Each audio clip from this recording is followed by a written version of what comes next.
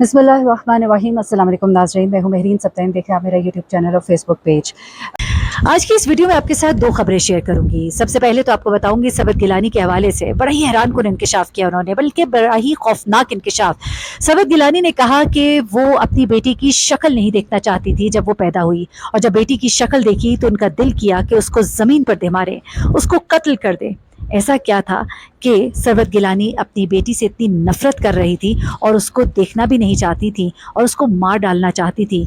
बड़ा ही हैरानकुन इंकशाफ जो कि आज इस वीडियो में करेंगे। दूसरी स्टोरी आपसे शेयर करेंगे फजीला काजी और उनके शौहर के हवाले से। उनके शौहर का ताल्लुक उनकी बहू के साथ कैसा है, कितने एक सख्त वो शौहर है, और उनकी बहू के शादी के शुरू के दिनों में अपने ससुर के हवाले से हाथ पांव क्यों फूल जाते थे और घर में सास का रोल कौन अदा करता है, ये सब कुछ भी आज आपको बताएंगे इस वीडियो में।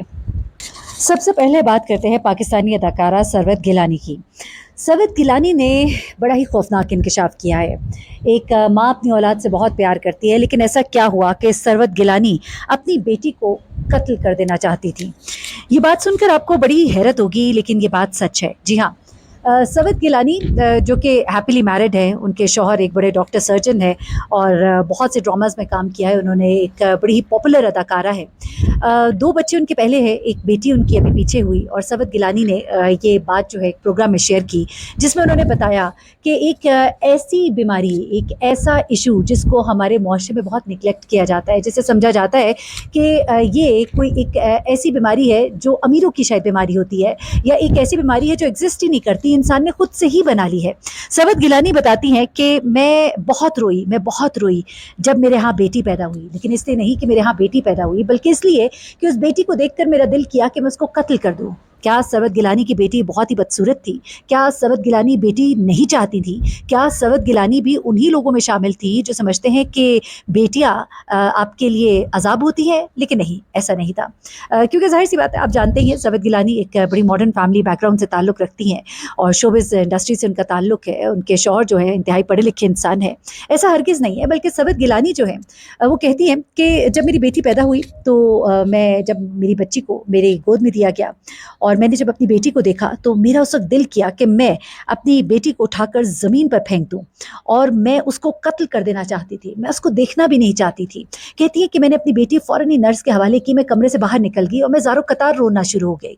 मैं बहुत रोई और जब मेरे शौहर मेरे पास आए तो मैंने उनसे कहा कि मैं इसको मार डालना चाहती हूँ, मुझे समझ नहीं आती मुझे ये क्या हो गया है, लेकिन मैं इस बच्ची को मार डालना चाहती हूँ। मेरे दिल पे बड़ा बोझ है, मैं बहुत घुटन महसूस कर रही हूँ।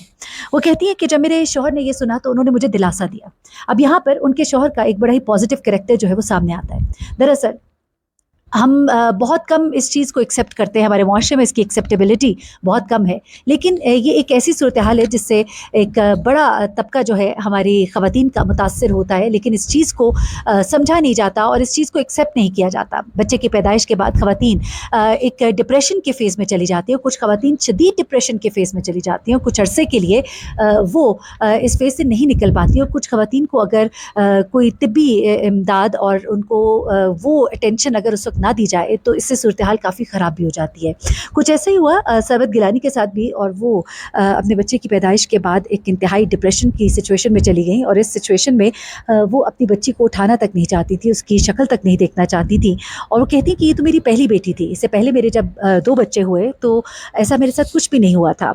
आमतौर पर ख़वातीन के साथ पहले बच्चे की पैदाइश के बाद ऐसा होता है, लेकिन वो कहती हैं कि मेरे पहले 2 बच्चे हुए तो मैं बड़ा नॉर्मल थी और मुझे कोई ऐसी सिचुएशन से मैं दो चार नहीं हुई, इसलिए भी ये मेरे लिए बहुत अजीब था। और मैं इनिशियली इस चीज़ को समझ ही नहीं पाई, क्योंकि मुझे नहीं लगता था कि मैं कभी इस चीज़ का शिकार हो सकती हूँ। लेकिन जब मेरे शौहर ने मेरे साथ डिस्कस किया तो मुझे आइडिया हुआ कि हाँ, मैं वाकई पैदाइश के बाद डिप्रेशन में जाने वाली इस सिचुएशन का शिकार हुई हूँ, जिससे हमारी ख़वातीन का एक बड़ा तबका दो चार होता है, लेकिन इस चीज़ को एक्सेप्ट नहीं किया जाता। उन्हें ताने मारे जाते हैं, उन्हें बुरा भला कहा जाता है, उन्हें कहा जाता है कि वो मूड टैंट्रम सिखा रही हैं। लेकिन वो कह रही है कि आप इससे अंदाज़ा लगा सकते हैं कि ये कितना सवेयर था कि अपनी बच्ची को मैं कत्ल कर देना चाहती थी, और उस वक्त अगर वो नर्स ना होती और मैं अपने जज्बात पर काबू ना पाती तो शायद मैं उसे उठाकर नीचे फेंक देती।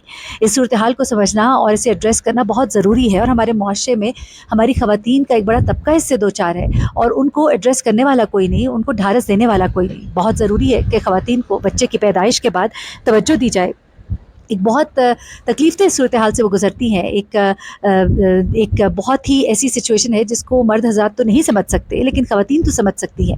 عورت کو سائیکولوجیکلی جو ایک سپورٹ چاہیے ہوتی ہے, جو پیار محبت چاہیے ہوتا ہے, بچے کو سنبھالنے کے لیے جو وقت درکار ہوتا ہے, ایک ماں کو بڑا وقت دینا پڑتا ہے اپنے بچے کو, راتوں کو جاگنا پڑتا ہے, سونے جاگنے کی روٹین بدل جاتی ہے, کھانے پینے کی روٹین بدل جاتی ہے, آپ کا فزیکل آپ کی ایکٹیویٹیز جو ہے وہ بالکل بدل جاتی ہیں, آپ کا جو آؤٹ لک ہے وہ بالکل بدل جاتا ہے. آپ بہت سی صورتحال سے دو چار ہوتے ہیں, آپ بڑی تکلیف سے گزر رہے ہوتے ہیں, اور اس چیز کو جب ایڈریس نہیں کیا جاتا تو آپ اس طرح کی سچویشن سے گزرتے ہیں. تو جناب یہ تھا معاملہ کہ کیوں ثروت گیلانی اپنی بیٹی کو مار ڈالنا چاہتی تھیں. آخر ان کو اپنی بیٹی سے ایسا کیا ایشو تھا؟ تو ایشو کوئی نہیں تھا, بلکہ یہ ایکچولی وہ مسئلہ ہے جو کہ ہماری سوسائٹی میں ایکسیپٹ نہیں اتنا کیا جاتا. لیکن ان کے شوہر نے اس کو بڑے اچھے سے ایڈریس کیا, اور اس چیز سے پہ وہ بڑے اچھے سے نکل بھی آئیں, اور اب وہ کہتی ہیں کہ وہ اپنی بیٹی کے ساتھ بہت اچھے سے زندگی گزار رہی ہیں, اور اس چیز کو انہوں نے اب اوور کم کر لیا ہے کیونکہ ان کو فیملی کی سپورٹ تھی.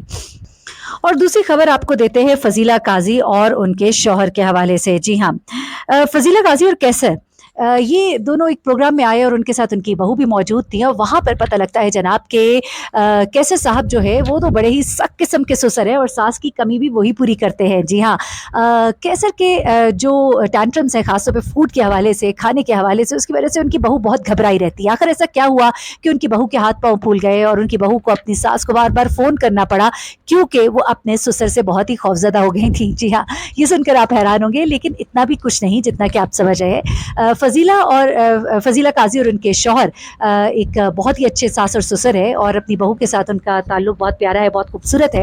لیکن کچھ معاملات ایسے ہوتے ہیں جہاں پر مرد حضرات جو ہے بڑے اگریسو ہوتے ہیں, اور پھر وہ کہتے ہیں نا کہ ان کے شوہر بھی اس پروگرام میں کہتے ہیں کہ کہیں تو آپ اپنی منواتے ہیں اور وہ میرا کھانا ہے, اور کھانے کے معاملے میں بڑا ٹچی ہوں, کوئی بہت مجھے زبردست کھانے نہیں چاہیے ہوتے لیکن جو میں کھاتا ہوں مجھے ٹھیک چاہیے ہوتا ہے.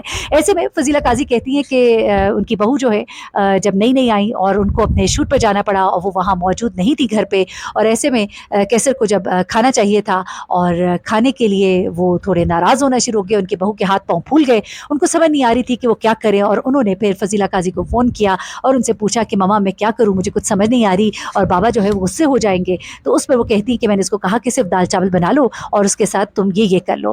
تو ایسے میں جب ان سے پوچھا گیا تو انہوں نے کہا کہ میں اپنی بہو کے ساتھ میرا بڑا اچھا رویہ ہے, لیکن فضیلہ قاضی کہتی ہے کہ بہو کے ساتھ اچھا رویہ تو میرا ہے, میری دوستی ہے اور بہت اچھا ایک تعلق ہے, لیکن جو ساس کی کمی ہے وہ بھی میرے شوہر پوری کر دیتے ہیں.